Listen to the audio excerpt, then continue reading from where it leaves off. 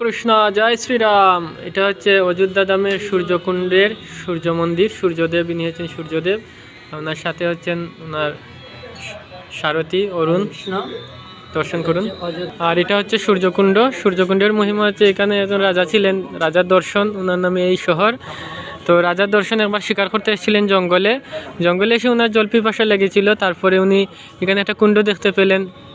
তো ওনার সাথে যারা ছিল তাদেরকে বললেন এখান থেকে জল আনো। জলটা একটু গন্ধ ছিল, তারপরে উনি খেয়েছেন। খাওয়ার পরে ওনার গায়ে কুষ্ঠ রোগ ছিল, এই রোগ সেরে গিয়েছিল এই জল, কুণ্ডের জল খাওয়ার পরে। তো উনি রাত্রে ঘুমানোর পরে স্বপ্ন দেখছিলেন যে তুমি এখানে বড় করে কুণ্ড খুঁড়ো।